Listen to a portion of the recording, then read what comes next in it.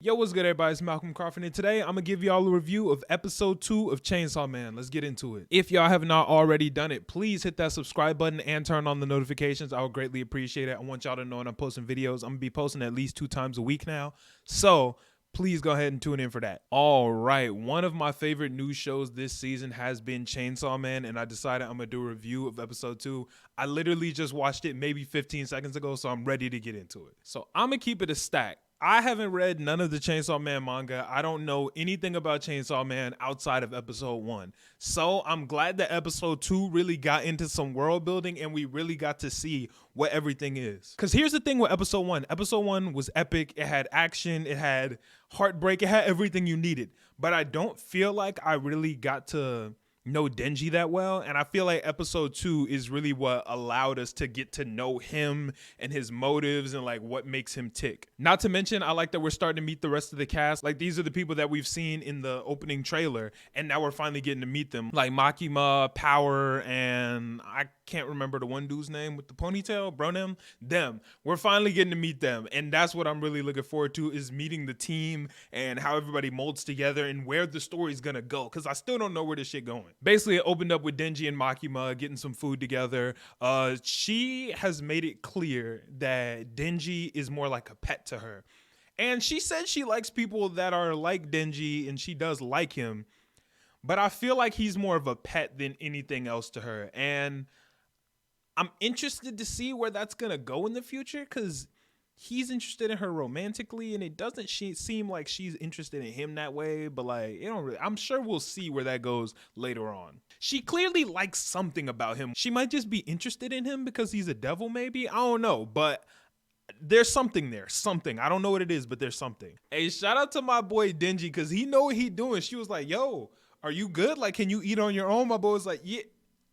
Actually, no, I can't. I can't eat on my own. And had her feed him. Denji know what he doing. Denji, that's a smart man right there. I'm fucking with him. It was cool to learn more about the, like, what the goal is for the show, because I know that they're devil hunters, and we got to see that the devil hunters are an actual organization, and we got taken to like the office. We didn't really see what it's like, but it's an office and they work. And it seems like Makima is like a higher up. It seems like she's probably one of the highest up there, because she said that he can't even work with him because they're not even on the same level. Even the other dude who led a whole squad, he's not even on her level. So she's probably a GOAT for real. I did like meeting the dude with the loaded ponytail. Like, he seems like he is a cool guy.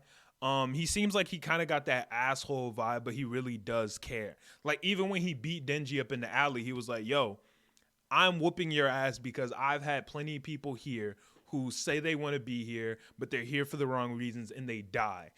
It seemed like, while he did go about it the wrong way, it seemed like he was beating Denji's ass so that way he could save him in the long run. Like, that seemed like his goal. Now, it did seem like there was a little bit of jealousy about Makima too, but for the most part, it seemed like, yo, I'm whooping your ass because I don't want you to come back, because I want you to be safe. Like, I don't want anyone else to die in this line of work. Highlight of the episode for me was when Denji got up and he was like, hey, bro, when I'm fighting a dude, it's nuts or nothing. Denji was fucking bro up. Nothing but kicks in the balls.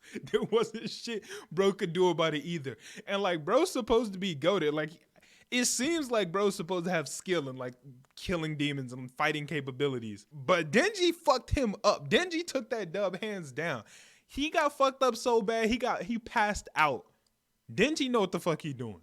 I also like seeing Denji living in bro's space, because it shows that Denji is not used to this life at all. Denji is used to living in a shack, living like an animal, living like an outcast. Bro don't got no manners. He just be throwing shit all over the table. He be falling asleep on the toilet, using the toilet paper. Bro he's never lived with nobody before. His dad killed himself when he was like, I don't even know how old, young. So Denji has really been just slumming it out his entire life with him and Pochita. So I think it's going to be interesting to see how their relationship is growing, because I think they're going to continue living together. So it's going to be interesting to see how that friendship goes. I think it's going to be similar to like a Naruto Sasuke thing, where they don't really like each other, but they do respect each other and they work well together. That's what I see this going. Probably one of the most interesting parts of the episode was when they went to go kill the fiend, and bro was like, yo, turn into your devil form so that way you can kill him.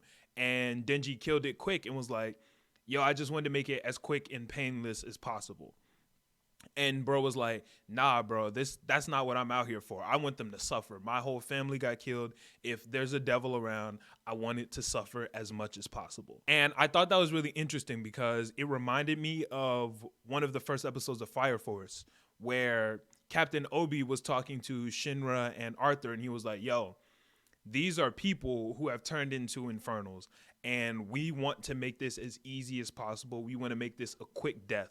And how this was kind of like the absolute opposite of that. Now, obviously, we did later find out Denji really didn't do it because he was like, hey, bro, I don't want to get blood all over these magazines, and I'm trying to see some titties. Like, y'all know that's how Denji rocks. But I thought that was a really cool conversation because we got to see like what his personality is like, the dude with the ponytail. I can't remember his name for the life of me, even though I just watched the episode.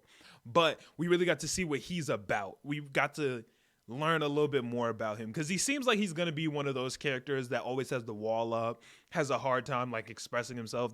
That's where I see this going. So it was cool to just get that little tidbit about his character. And then we met Power, who's also a fiend, which I thought was really cool because I think having Denji and Power together is a cool little teamwork because he's half devil. She is pretty much all devil, I would think, something like that. So I thought that was a really cool relationship, and I think that's going to end up being a pretty cool friendship. And I like her personality. I like how Power has this big, aggressive personality. She got hella energy. I think it's going to be very interesting to watch her do shit on screen.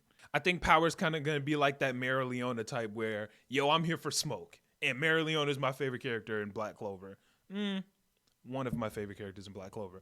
But she just wants the smoke, and I think that's what Power's going to be like. And when Denji found out that dude with the ponytail was the one who put them together, he was like, damn, he put us together because he wants to see me fail.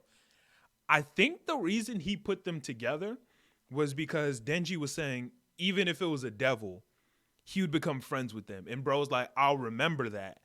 I think that I'll remember that was more like, I think he put them together because of the I'll remember that. And he's like, well, this is a devil. Like, this is a fiend. This is a devil.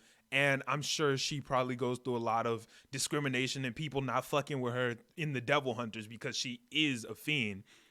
And I think that this is going to be a friendship that comes from it that probably nobody else wants to offer her that friendship. So while Denji thinks bro's being an asshole for doing this, I think that he's actually being a cool dude and trying to do it to be a nice guy.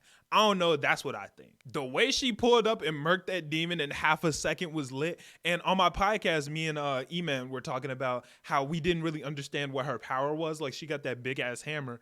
It looks like she cuts herself and then she can make that big blood hammer. And that shit was fucking epic. Her power kind of reminds me of a character that I have in the anime/manga that I'm currently writing. Her power reminds me of a power that one of my main characters has. And I just think that power is cool as fuck. Overall, I was really fucking with this second episode of Chainsaw Man. Honestly, I think I even liked it better than the first episode. There was less action, but we learned a lot more about the world and a lot more about the characters, and that's really where the value comes from to me. I love the action too, but the value really does come from learning more, the world building. Like, that's really what I find important in anime. So overall, I love this episode. I'm gonna give this episode a 9. I thought this shit was fire all the way through. I really enjoyed it. I was pissed when the episode went off. I'm mad I gotta wait a whole week for the next one, but hey, it is what it is. I loved it. I really like Chainsaw Man, and I want to see where the rest of this series goes. But I think that's everything I got for this video. I greatly appreciate y'all watching. If y'all have not already subscribed, please hit that subscribe button for me. I would really appreciate that so much. Thank y'all so much for watching. Thank y'all so much for supporting. If y'all have not checked out my podcast, please go check that out. We're talking about all the new October anime that are dropping as they come out. Chainsaw Man, Mob Psycho, Blue Lock, My Hero Academia, Spy Family, all that good stuff.